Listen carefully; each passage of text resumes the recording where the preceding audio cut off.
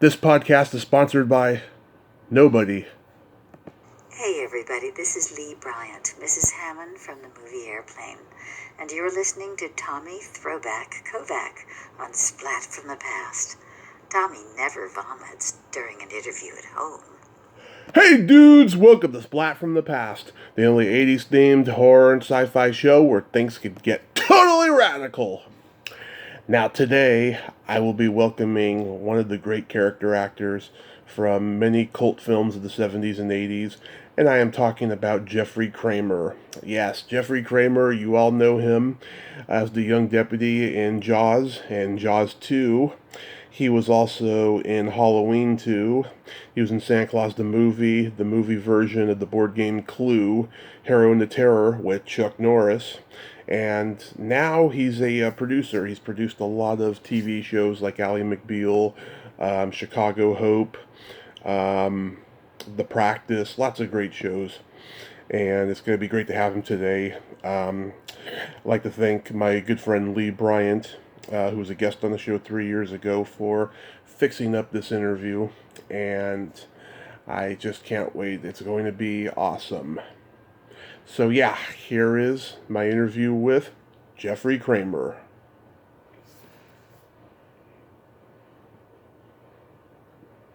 Good afternoon, Jeffrey.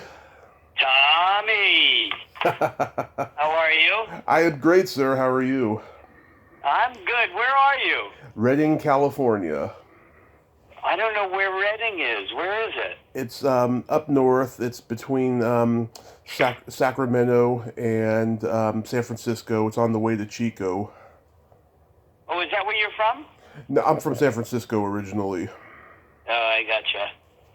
Yeah. I gotcha. Lee Bryant says you're a great guy.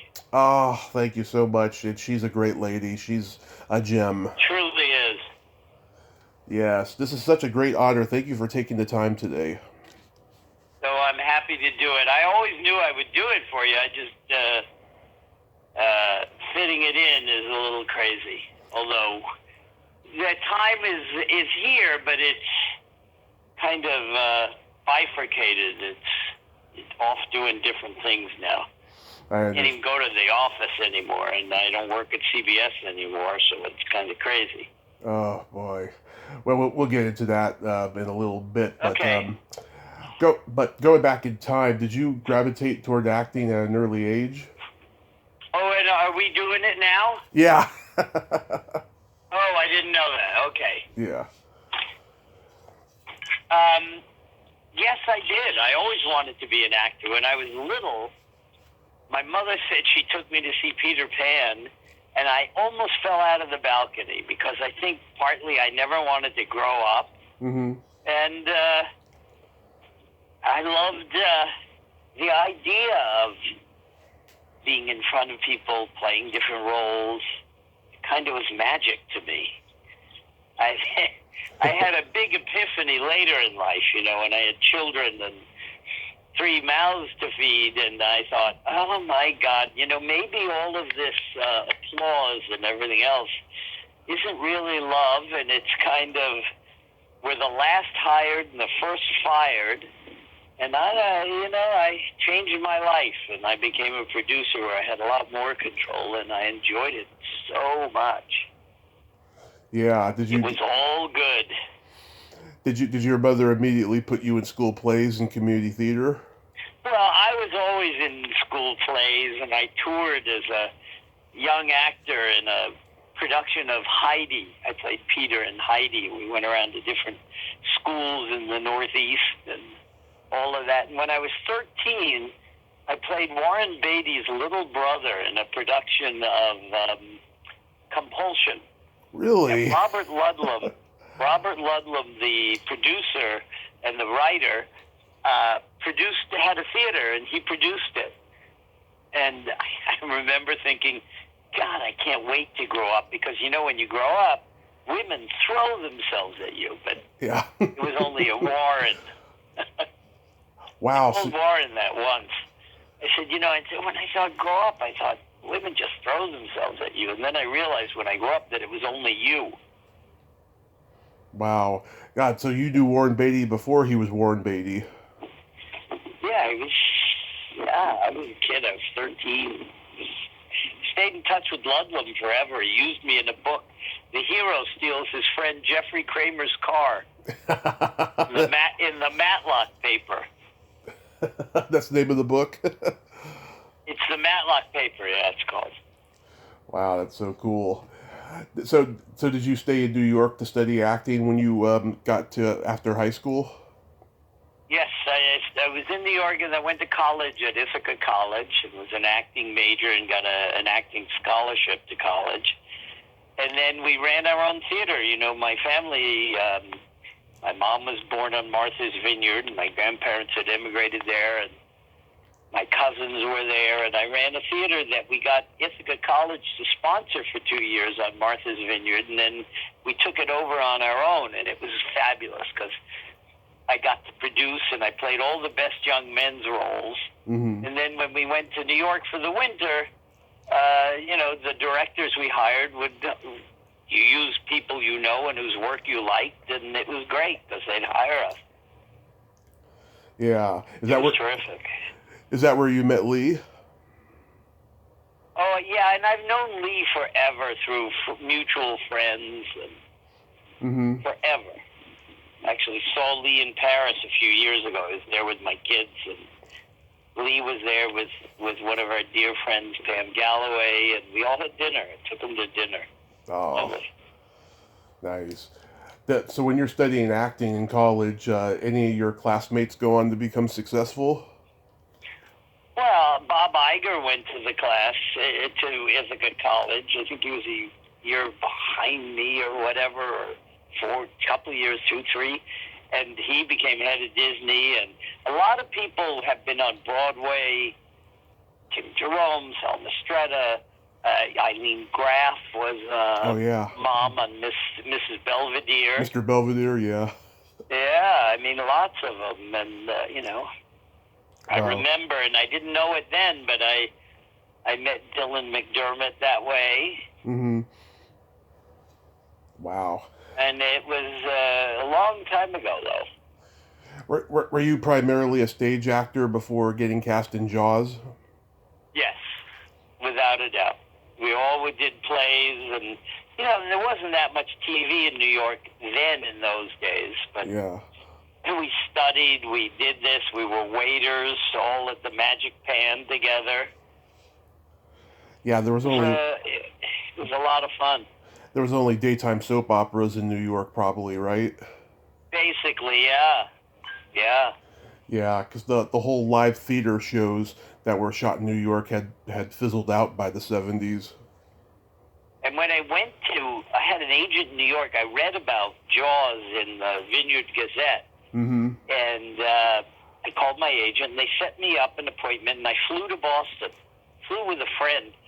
And he went to an appointment too, and I met Stephen, and I walked out of that appointment, and I said to this guy, I said, I'm going to get this. I've never done that before or since. And 10 days later, I was in Virginia, I think, shooting a commercial, and I got the call. And I walked out of there just thinking, and Stephen was just delightful and very sweet and warm to me, and it wasn't real acting audition. He was looking for somebody who could embody that kind of character, and the rest is history. And none of us ever knew that Jaws was going to be this kind of unbelievable success. It was like the perfect creative storm. It was the work and the timing and the music, and Verna Fields made a big difference, who was the mother cutter. She cut the movie, and Stephen's brilliance, and you know, we thought they were going to close the movie down while we were shooting it, because we're sitting there and it would rain, and we had covered it. We did all the cover sets that you could do, and it just turned into this perfect storm. Yeah. And it just worked I mean, it was magic. You can't plan these things. They have to just come together and happen. Yeah, I mean, it was like a multi-million-dollar B movie is what it became. Well, it was, yeah, and we thought they were going to pull the plug in the middle because we were way over budget, and they went too long, and they ended up in the summer on Martha's Vineyard, which is high season. Mm-hmm. And Jaws shark didn't work. Oh. It was something else, but I became friends with Richard. Yeah. Richard's the godfather to one of my kids, my youngest son, Jeremy. And, Nice. Life has been, I can't complain. I'm blessed. Yeah, I heard that shark gave you guys a lot of trouble. Didn't he have a name like Brad or something? Bruce. Yeah. Bruce was the shark. Yeah. How was working with Roy Schneider? It was good. He was a really nice guy in Jaws 1. I think Jaws 2, he didn't really want to do it that much. And yeah, I talked to Billy Van Zant about Jaws 2, and he told me Schneider was polite to everyone, but he really didn't want to be there. Yeah, he didn't really, listen, during that movie, he and Jeannot Swark ended up choking each other. Really?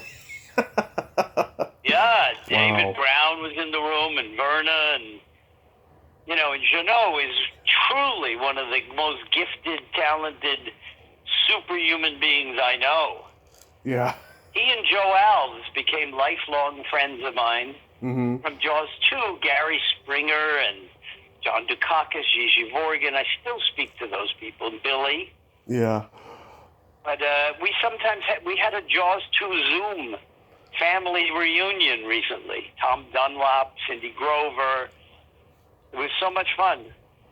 Wow, I can't believe I missed not seeing that advertised on Facebook, because I'm Facebook friends with Billy. We just did it amongst ourselves. I don't even have a Facebook account, so okay. I don't do that. So yeah. And then after Jaws, you made Hollywood Boulevard. Right, which was Joe Dante and Alan Arkis' first movie, Mm-hmm. and that dear man John Davison produced it, who did Airplane and others. But Joe Dante and Alan Arkis used to cut trailers for Corman. My wife used to work for Roger. Yeah. And in the old days, and and so they cut trailers, and so they came up with this idea: you shoot 10 days, and you intercut it with footage from old Corman movies. So it's called Hollywood Boulevard, and 3 girls go to Hollywood to make it as actresses, and meanwhile, it they take on the Filipino army. Yeah. As they do. I mean, it's unbelievable. But it's a lot of fun. It's very funny. It is. And Paul Bartel, the director, is in it. Jonathan Kaplan is in it. Yeah. Candace Railson was the girl who was the queen of the bees. Yeah. Amanda Cody sang the theme song, which is Truckin' and Fuckin'. I forgot about that. Unbelievable. Yeah. Unbelievable. And it's just a lot of fun. And, it was... I enjoyed it. It became a little cult favorite. Yeah. It's like one of those... And all those guys went on to big success. And it was a lot of fun. Yeah. Arkis later, he casted you again as a robot in Heart Beeps. Right, yes, he did. And Joe and I, I had lunch with him a few years ago, and it just was a good experience. I had liked those guys a lot. Yeah, it's amazing how Roger Corman discovered so many people who went on to become big A-list people. Oh, you bet. Look, Rodney Howard did his first movie for him. Yep, Eat My Dust, right? Yep, and Dick Miller was in this movie. He was just a lovely man. He died recently. Yes, I met him one time at a convention, and I interviewed his wife about 6 months after he passed. Oh, really? I love Dick Miller, but everybody did. He was just so much fun. Yeah, he was in like 100 of Corman's movies. Yeah, and eventually the acting world goes up and down, and unless you really break through and hit it, I did a lot of TV. I had my own series a couple times, but one with Jack Elam that I just loved. Oh yeah, Lightning. Oh yeah, I wanted to ask you about that. Did you play poker with him on set? Well, I don't know how to play poker, but people would come from all over to play liar's poker with him. Mm-hmm. And I learned a lot from this man. I just adored him. He'd only drink clear liquor during the day, and then at 5 o'clock he could switch to scotch or colored liquor, and he loved that stuff. And he used to say to me, "Kid, wine is for rinsing your mouth with." Yeah, it sounds like something you'd say. He was the best. Yeah. Best. That's great. And I'll tell you, we were once at I was once at a concert in some bar in Topanga. Yeah. I'm at the urinal, and Gary Busey's in the next urinal. Oh, yeah, they did a show. I said to him something about Jack Elam, and he turned to me, and I thought, towards me, and I thought, oh, shit. I took a step back. I was afraid he was going to pee on me by accident. But because they were in a series called The Texas Wheelers together. Right. I remember hearing about that show. It was Jack Elam, Gary Busey. God, who was the third guy? I can't remember. I don't remember. Yeah. Oh, no. Oh, yeah, but I heard about that one, too. I remember when you were on Laverne and Shirley, the one where you and the other guy have them thinking that they're coming over for a date, but they're coming over to make lasagna. Oh, right. And I play an angel from Burbank on one, and yeah. I used to play the leader of Fonzie's old gang, Lefty from the Falcons. Oh, yeah. Did you have a friendship with Gary Marshall? I loved Gary Marshall, sure. Yeah. I knew him forever, and I knew Henry in those days. And one of my dearest friends, a guy named Marty Nadler, wrote on those shows and was Gary's funny guy. And we went to college together, and we're still best buds. Yeah, everybody I talked to has said that Gary Marshall, the reason he was so successful in his work was because he understood humanity, and it really shows in his work. Oh my God! It was like movie camp or TV camp for Gary. Gary, they on those shows they'd throw candy to the audience as they warmed them up. Yeah. Everybody loved it, and the joke with movies was always that Gary didn't direct a movie; he hosted a movie. Mm-hmm. It really was a family and a camp, and we had that for years at David E. Kelly Productions. Yeah. We were a family, and we did great stuff and did great work, and David was the best of the best. He was just such a brilliant guy and a good man.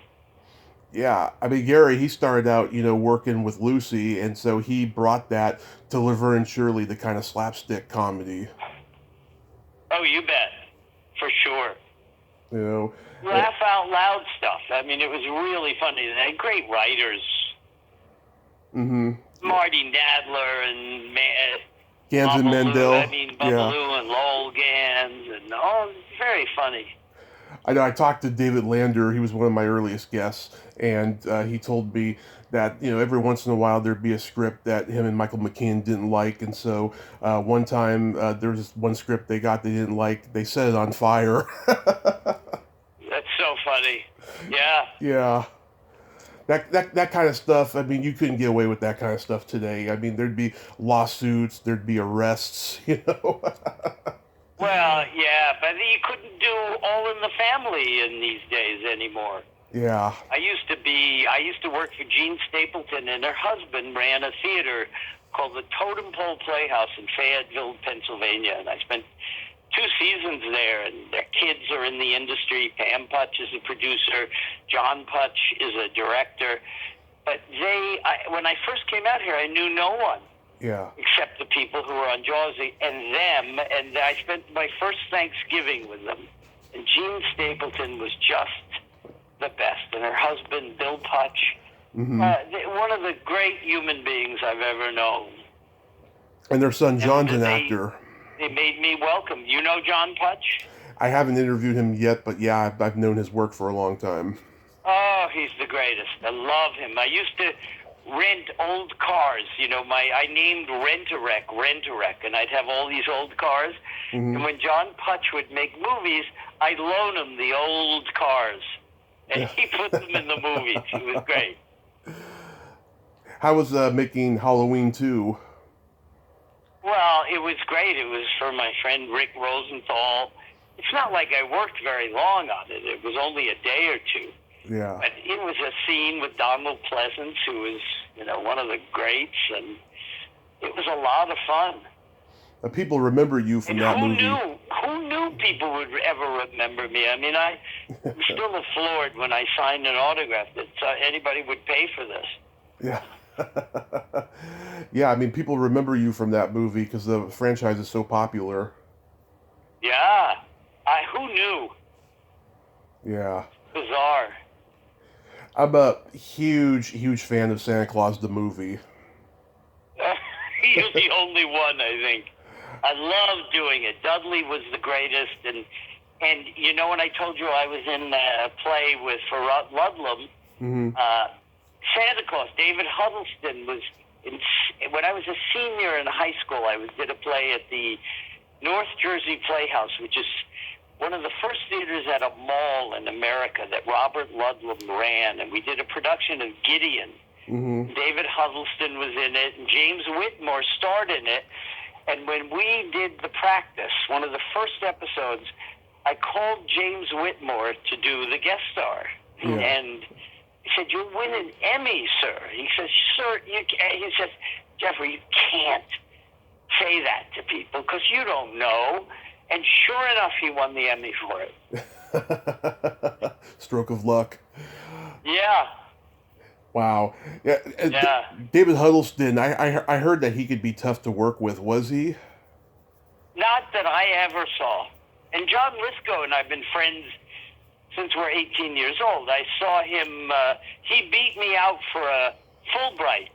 Mm-hmm. We all wanted to get a Fulbright to the Lambda Academy in London, and he got it. We all auditioned for Joe Papp and everybody at the UN, and we've been friends ever since. And his family lived on Martha's Vineyard for a short while, and he lived there for a year in his younger days. But he came to the theater there and directed a play for us, and we've been friends ever since. And I'm a board member for the Tourette Association of America. Mm-hmm. And because my two of my three sons and I have Tourette, and he always does a video for us and helps us raise some money, and so does Dylan McDermott and Callista, and it's just been lovely like that. Wow. Richard Dreyfuss does too. Mm-hmm. Yeah, I watch Santa Claus the movie every Christmas, and I actually talked to the little girl in the movie, Carrie Heim. I talked to her a couple of years ago, and oh, nice. Yeah, she lives in New York. She's got a husband and kids, and I think she works in the computer fields now or something. Oh, nice. Yeah. She was a great girl, and it was so much fun to do. I mean, we lived in London. My oldest son was 1 year old then. Yeah. And we just had a lovely time in Genoa. I'm hoping to go over to London and see Genoa in June or July. I have a son getting married there, and wonderful. We're supposed to do the London Comic-Con in July. That was postponed from last year. Nice. Yeah, we'll see. I don't think the world was ready for this movie because, for the first half hour they're talking about Santa's origins, and then it becomes a commentary on how commercial Christmas has gotten. Yeah, for sure. Yeah. But Gino is such a good director. Have you ever seen Somewhere in Time? Oh, he did a thing with movie. Eric Jacobi called Enigma. Yeah. Oh, yeah, Enigma with Martin Sheen. Yeah. He saved Jaws 2. Yeah. He really did. I mean, I went on Jaws 2, and I showed up, and John Hancock had cut my role in half. Mm-hmm. And gave it to all the good lines to another actor who was a nice man, Marshall Efron, very different than I am. And I thought, I don't want to do this. And I left. And then when Hancock got fired, Jeannot said, what happened to the guy who did the original? I liked him. And they brought me back. Nice. Sometimes there is justice in life. Oh, yeah. It's always great when a director recognizes your talent and brings you back all the time. Oh, it's very sweet. And I love that man. I got married at his house. Wow. Yeah. That is so cool. Yeah, is he retired now? Yeah, he's living in outside of Paris, and he has a home in London because he's got his kids there and wife. Mm-hmm. And I was there when he met his wife. He met his wife on Santa Claus the movie. Cara, she's a fabulous woman. Mm-hmm. My earliest memory of you was in Clue. A babysitter picture, right? 'Cause Yeah. when your parents went out, they let you watch Clue, and I get it. It was so much fun. And my dear friend Deborah Hill, God bless her, Oh, yeah.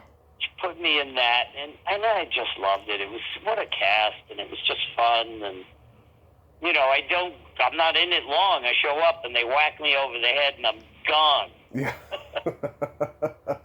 It must have been crazy for everyone involved because it was like a play. There was so much dialogue, you know, and they had to do everything over and over again, especially with those alternate endings, you know.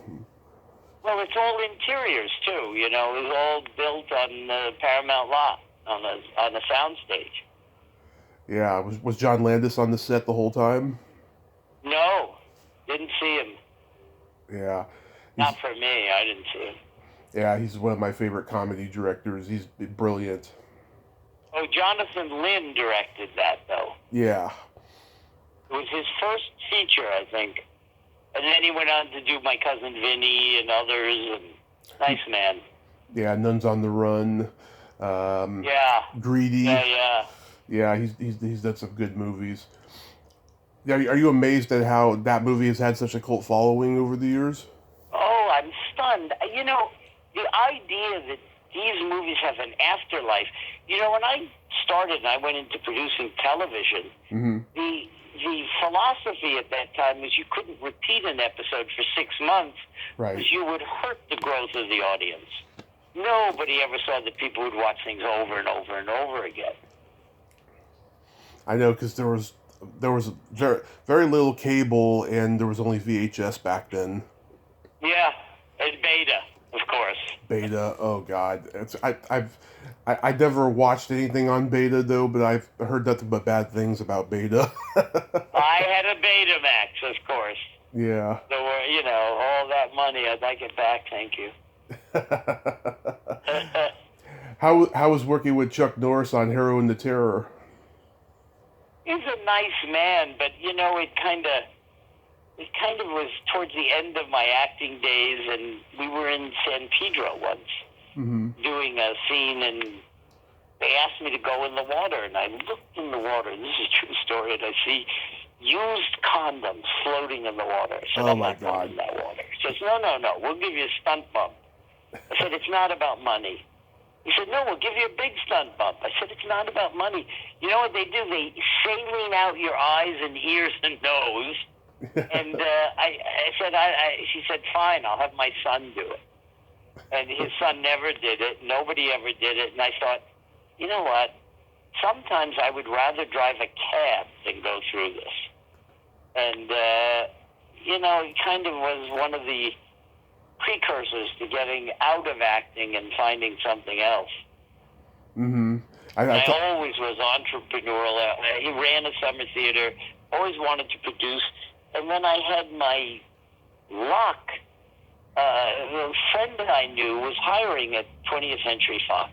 And my wife, Vicky, set it up so that Richard Dreyfuss came over and said to me, if you don't do this, I will kill you. And I thought, okay, I'll go. So I went and I met Barry Diller. I met John Dolgen, and Harris Cattleman hired me. Yeah. And within a year, I ran development, and I helped develop the X-Files. Oh, I did not know that.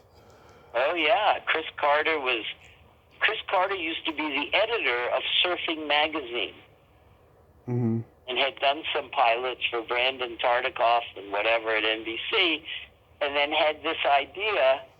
And the year before we did this, we tried to do a half hour. Diana Kirgo wrote it, and it was about a guy who becomes an Avon lady, and they're out selling you know, he's making more money than anybody, and David Duchovny attached. So I knew him from that, and then we went and did this, and then Gillian Anderson came in. I ran into her a while ago, and I told her I was in the room. She goes, "Oh, my God, he was in the room." Yeah. She had no credits, nothing, but she just blew us away. She was so good. Yeah, she's very talented. Yeah. I noticed you executive produced Bob Dylan's 30th anniversary concert. Are you a big Dylan fan? No, that's a different Jeffrey Kramer. Ah, He had a damn manager it. named Jeffrey Kramer. Oh, okay. Because I got calls at that time from people saying, well, I'll tell you a funny story. What's his name? The famous guy who was head of a record company. He was married to Mariah Carey. Tommy Mottola called me Yes. in my office once. And he says, "Hey, Jeffrey, how's Bobby?" "Who? How's Bobby?" He thought I was the other Jeffrey Kramer. My whole life this has happened. You know, in college there was another Jeff Kramer. Yeah. Once his mother, his phone rings. "Jeff? Yeah. It's Mom." I said, "You don't sound like my mom." And it was his mother. Yeah. Oh God, IMDb is never right sometimes, and sometimes I'll bring something up like that, and occasionally the person will get offended. Like a month ago, I interviewed this director. He directed a lot of Elton John videos, right? And Right. it's said that he directed this one particular video that I absolutely love. And I brought it up to him. That was my favorite video, and he got offended because he didn't direct it. I know, it makes me laugh. It's funny. Yeah. So going back to David E. Kelly. Yeah. So you worked on The Practice and Ally McBeal. Those were a popular. Yeah. Those were popular shows in the '90s. Like, what do you think their appeal was? Well, I think The Practice was, we really showed it as it is. It was about a defense attorney, and sometimes the guilty walk. Mm-hmm. And, it's an interesting story because they put us on Saturday night for a while, and you can't, get into much traction. And David said, "Look, let's just make the best show we can make," and we did. And it turned out to be so good that people came to it. Now it's a death night where it's just reruns, basically. Yeah. Because, the third run of some of these dramas doesn't cost very much, and you just throw it up, and it's just extra money, and it's all about the bottom line now. But Oh yeah. it just worked, and we really made a good show. And Ally McBeal was way before its time. She ended up on the cover of Time magazine Yep. as an unknown because it was about a woman way before her time, and you cared about her. The stories aren't as important in TV as the characters. And we go back week after week. I always tell young writers this. What House is going to do. There'll be an aha moment where he figures it out, the medical problem. And that Allie's going to not kind of have struggled to find love, but do well in the courtroom because she's so smart. And you go back every week because you just love watching them do it. Mm-hmm. It's all about characters. So they love the characters on the NCIS, and they love characters on this show and that show. And that's the driver for television. Yeah, and now everything is streaming. Well, that's the drive. I get it.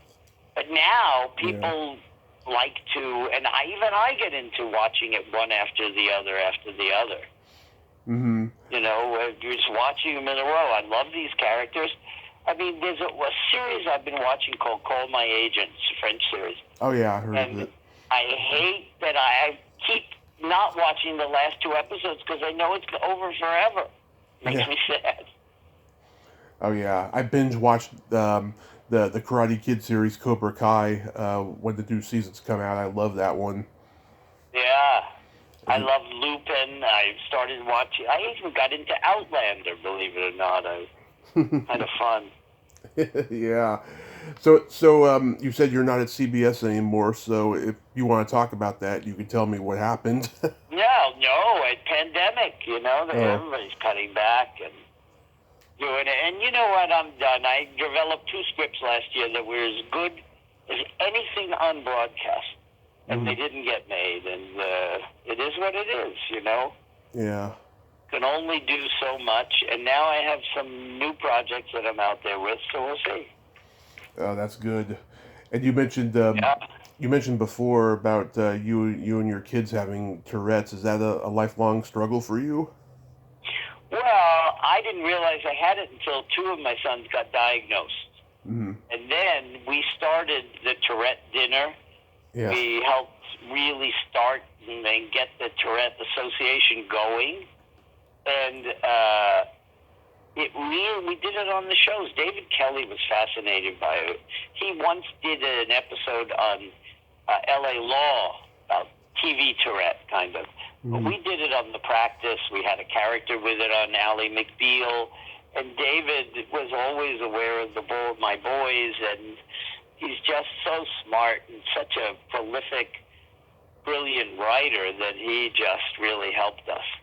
It was the first time on The Practice that we got a chyron out on it afterwards to if you have symptoms, whatever, because it's the most misdiagnosed syndrome. It's not a disease, genetic.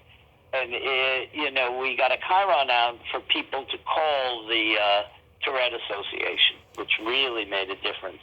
Mm-hmm. And we started educating the educators and educating people because, in case you see somebody shouting epithets or whatever, you think they're crazy. Yeah. But there's reasons for all of this, and,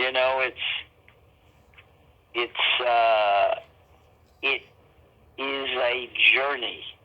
Yeah. And a tough one at times. I know. And my middle son, Jackson, is becoming a shrink over in the UK, and his specialty will be neurological disorders. Mm-hmm. Yeah, living out here in Redding, and then growing up in the Bay Area, you see a lot of homeless people on the streets who are just like shouting at nothing or talking to nobody, and you think to yourself, God, I hope that's Tourette's. I hope that's not some drug that they've taken. Well, I hear you, but who knows? Who knows? Yeah, it's very tricky. Well, Jeffrey, I thank you so much for coming on today. I'm glad that Lee could connect us. Tommy, it was fun. Yes, and I hope you get those scripts made. Nevertheless. Oh, me too. Well, I really hope so, and I'm out there every day, so we'll see. And thanks, Tommy. You're a good man, and I appreciate it, and it was fun.